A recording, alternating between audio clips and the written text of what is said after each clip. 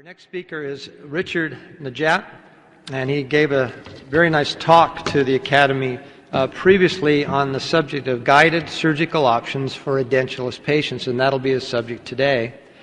He got his DDS degree at NYU and then his periodontics degree at Stony Brook University. He's currently a faculty member at NYU, and he focuses his practice on 3D guided surgery and has published on this. I present you Dr. Najat. Thank you, Dr. Jensen. And I'd like to thank the organizing committee for inviting me to speak on this topic today. My focus is going to be on guided surgical options for the edentulous patient. This is my cat, Sushi. She obviously didn't think through how she was going to get out of the garbage when she put herself in there. And this relates to implant dentistry, the importance of planning and collaborating with the team to avoid these types of situations, especially in the fully edentulous patient. To translate the prosthetic treatment plan into the surgical treatment, some sort of guide needs to be made. And we have different types of guides available to us right now. One specific type is the non-limiting design, where you have flexibility in the final implant position, and the angulation can be adjusted by the surgeon throughout the whole process. But that in itself can bring some error in. The next type is a partial limiting design, where you'll have a pilot guide made for the initial drill, and then use the remaining osteotomies freehand, where it keeps costs down, but still introduces error if you don't follow your initial 2mm drill.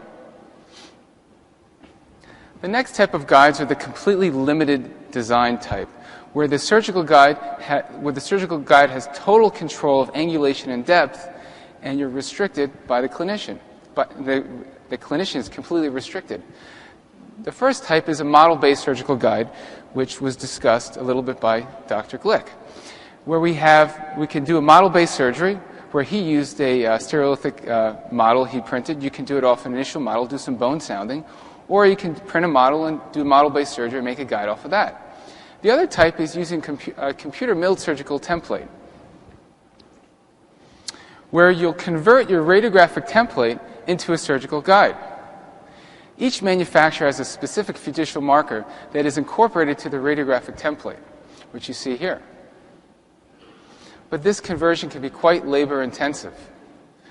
You'll take your radiopaque radiographic guide, you'll plan the case, then send the guide to the manufacturer or to the laboratory, and then they'll mill the titanium cylinders into your radiographic template to now have a surgical template.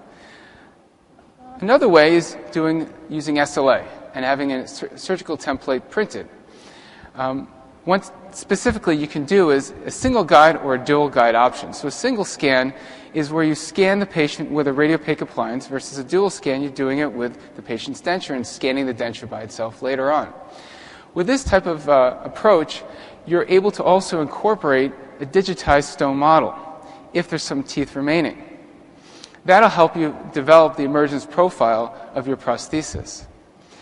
The other nice thing about this type of guide is the ability to have an automated process to print your guides via SLA or 3D printing.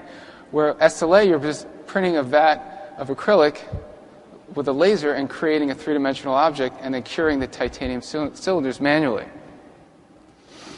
Then we have guided surgical kits that allow us to do this whole process with one guide without having to take it off. So you have anchor pins, you have drill sleeves that match the drill, and you can actually place the implant through the guide. And then we have prosthetic kits that help us create master models so that after the surgery is completed, we can have a prefabricated provisional ready to go.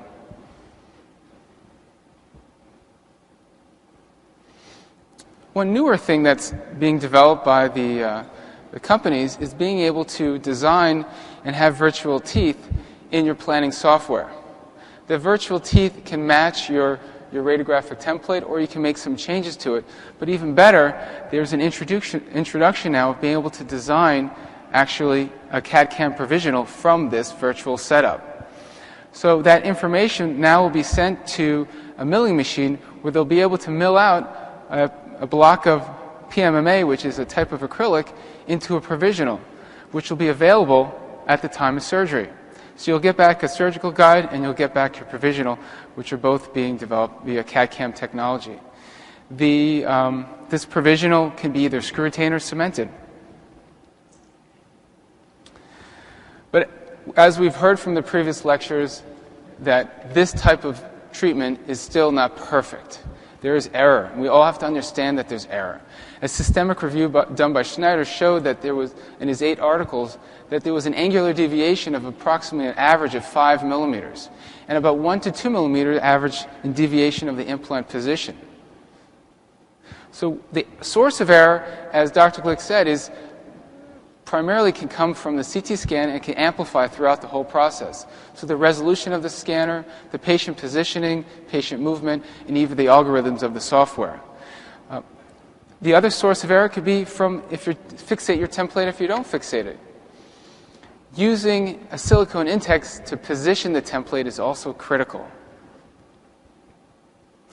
And the locations of the anchor pins, of making sure the anchor pins are positioned as far distally as possible to the most distal implant, and having 2 in the anterior to help stabilize the guide to avoid any bending of the template. Another finding that was recently shown is smokers. The thickness of the mucosa on the smokers is going to be at least 1 millimeter or 2 more than a non-smoker, which can be seen here on these 2 images. Our length of our implants also. DeHesse showed when you have a longer implant, greater than 11 millimeters, you have a higher apical deviation versus a shorter implants. This really brings into the rationale of tapping implant sites greater than 11 millimeters when you're going to be doing these guided surgery. Stumpel showed the importance of this template margin and showed that there was some issues with these templates coming back from the printers. What he saw is that the occlusal surface and the tissue surfaces weren't always matching. There was some inconsistency. And what the error there is not necessarily from the printer, it's really from the scanner understanding and calibrating where this acrylic material should end. So ultimately, it's done manually through the software, creating a threshold. And this manual process introduces error. So the importance of using a calibration disc to help reduce that error is critical. So planning software one of the manufacturers developed this disc that helps us understand and calibrate our specific scanner's ISO value for the same material we use for our radiographic templates. An alternative option is to take the radiographic template and to optically scan it, as Dr. Glick showed, and overlay that onto our software. Now here's a nice example of the clinical relevance of this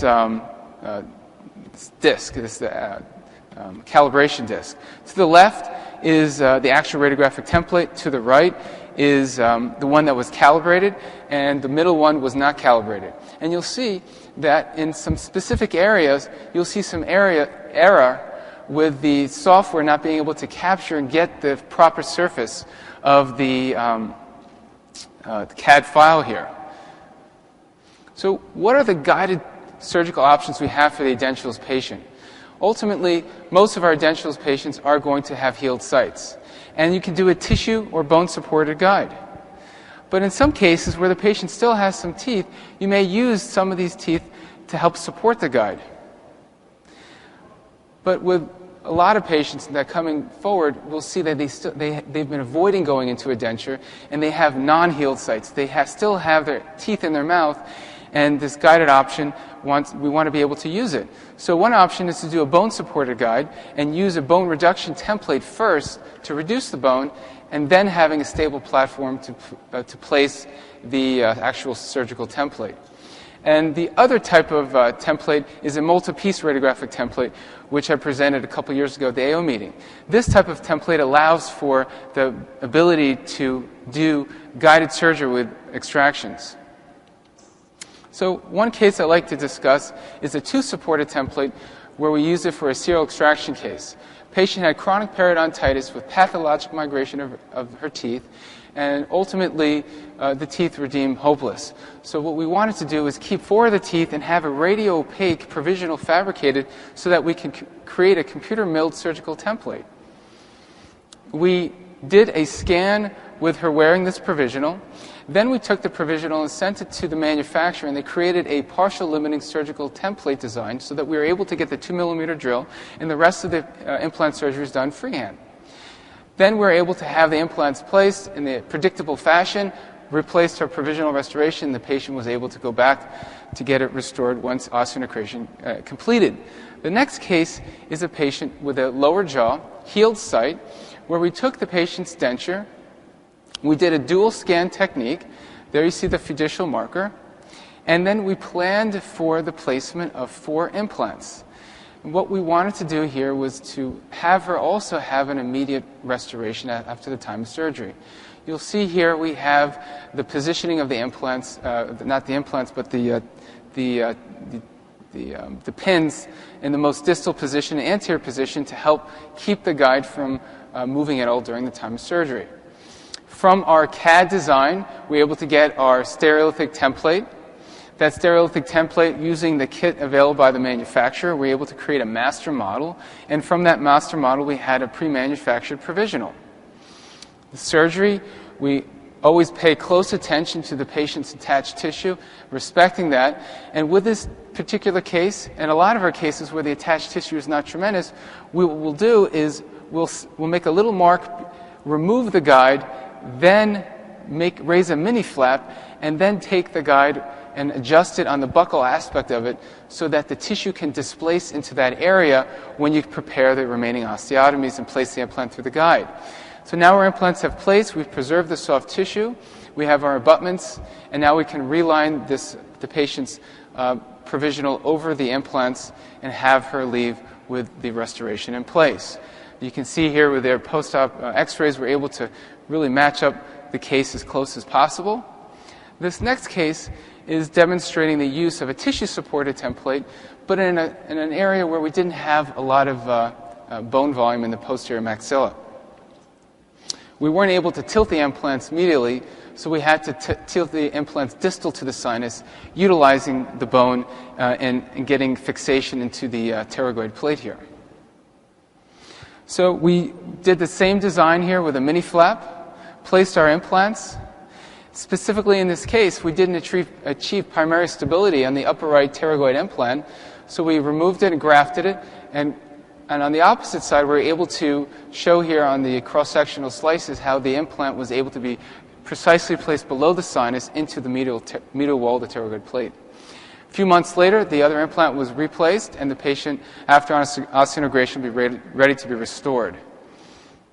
So with our non-healed sites, the cases that involve immediate extraction and immediate placement, the more complicated type of case, this multi-piece radiographic template becomes very helpful through the communication and treatment planning, and even through the surgery of this type of situation.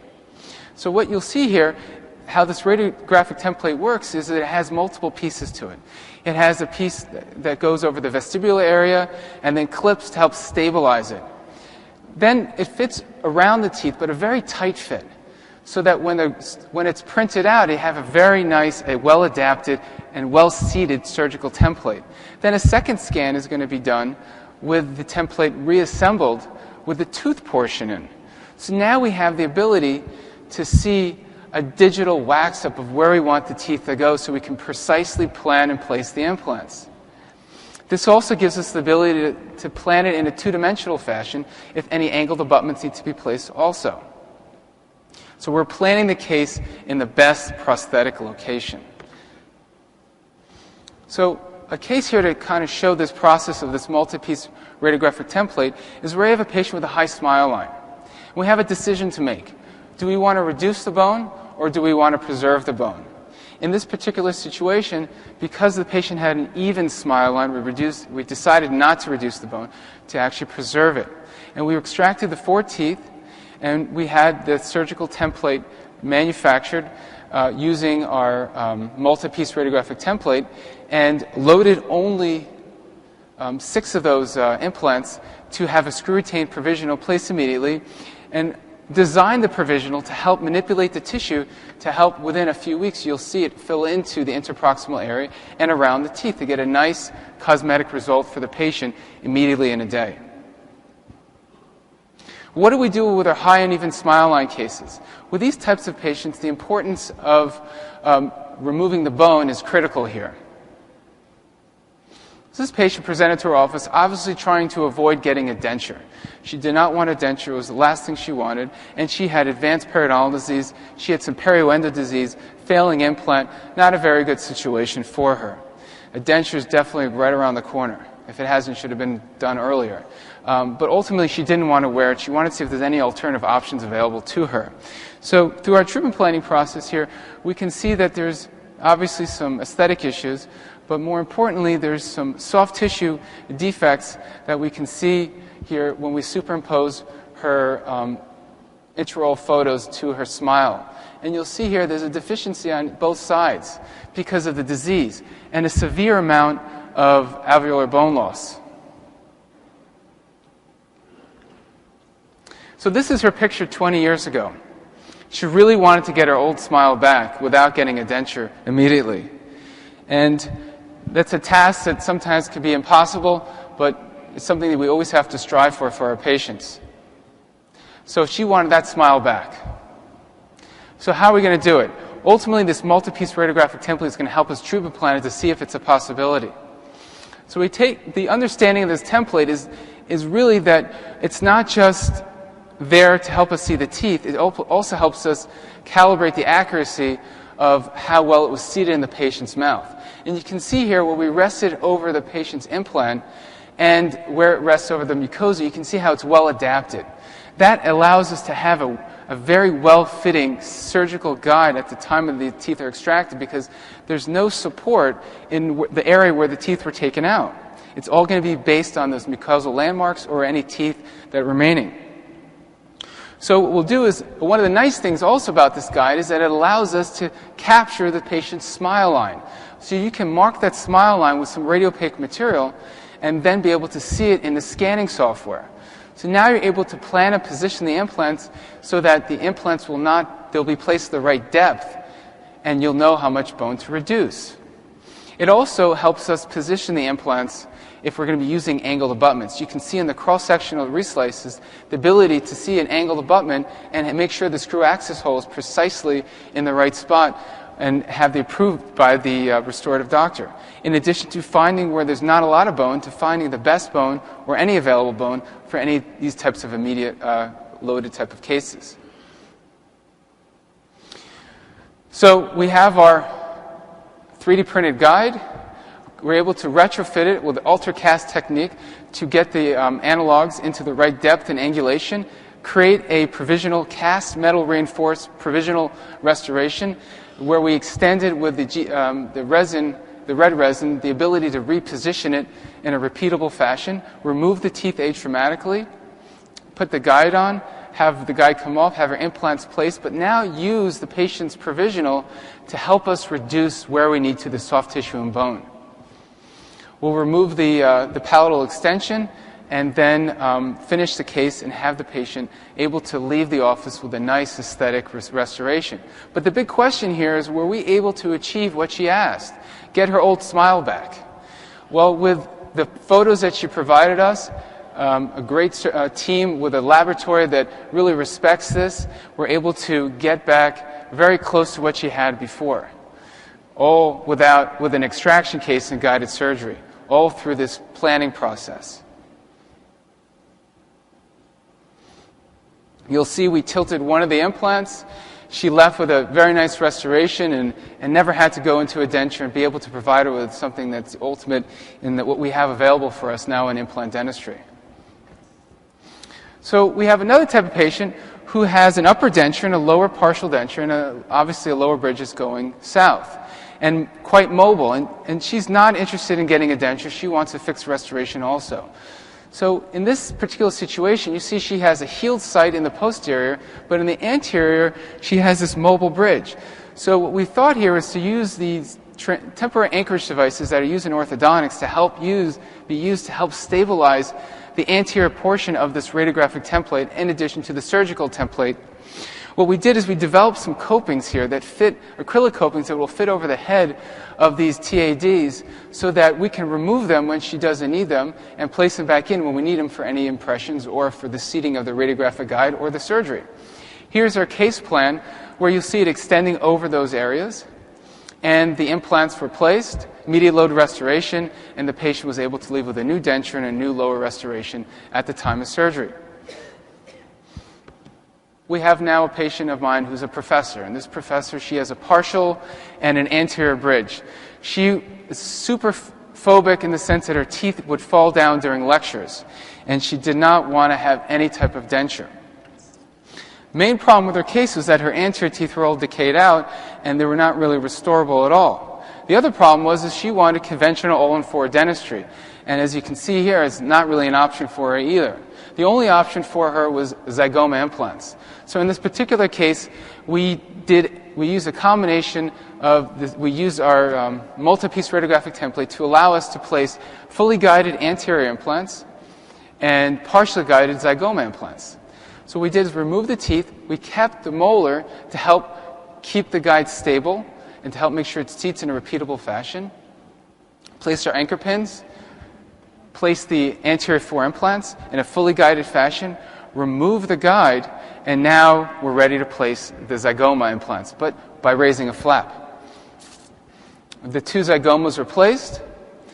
We got closure, had our temporary abutments placed, had our pre-manufactured provisional restoration with a cast metal framework able to be seated at the time of surgery. So we relined that over the implants and had the patient leave with a fixed restoration. This is her post-op x-ray, and this is 1 year later. We see the implants nicely integrated and the ability to have her come in with a very tough situation, leave with a nice provisional, and finally have her final restoration in her mouth. So what we've done is we've compiled the cases that we've done with this technique, and we've placed 232 implants with about 174 essentially into fresh extraction sockets with 7 non-integrated implants. With a good distribution using multiple different systems, we achieved a 97% success rate with a greater than 1 year follow-up, with 75% of our implants placed into extraction sockets with no prosthetic failures. So what are the advantages of this type of multi-piece radiographic template? It allows for the ability of a 3D digital wax-up that can be superimposed over the patient's CT scan. So you're able to see the patient's existing teeth and the future teeth, and if you need to make any changes, you can do it at that time. You can do guided surgery into fresh extraction sites. You can reduce your provisional complications with a stronger, thinner, immediate provisional, and there's no same-day lab appointment needed. You can preserve the hard and soft tissue when indicated or remove it when it's indicated. The plan can be used to place angled implants in a semi-guided or fully guided fashion. One of the important complications that we always have to be aware of is not overheating our drills, making sure we respect the soft tissue by using that mini flap technique which I showed. By doing that, you also can help reduce not having any attached tissue around our implants and making sure that we don't misalign the placement of the surgical template. Make sure it's seated in a repeatable fashion. We also have to verify our patients before we even start this process that they can open their mouth enough to fit the armamentarium necessary to do these types of cases, and that also not to put so much tension on the actual temporary cylinders when you're placing the guide or the drill through the guide sleeves. Fracture of the surgical template, again doing things in a very methodical, gentle fashion, and not over-torquing the implants when you're placing them into the surgical guide and torquing or tearing or stripping this anti-rotational element of the implant. Conclusions: with every case, we always have to have appropriate patient selection. You have to have the surgical experience, and the guided surgical experience is critical. You need to analyze the patient's smile line. We always need some sort of restorative guide that could help us bridge it to a surgical treatment. And more importantly, understanding that the mucosa of the patient will vary depending on different situations, especially in our smokers, where we might need a greater than 2 millimeter safe zone, close to a 3 to 4 millimeter safe zone, and cannot alter the plan with these types of cases. There's a compounding effect on the error too. So it's very, very important that when we have the error, we have to make sure we minimize it from the very beginning because it will compound itself over time. I want to thank you for your attention and time.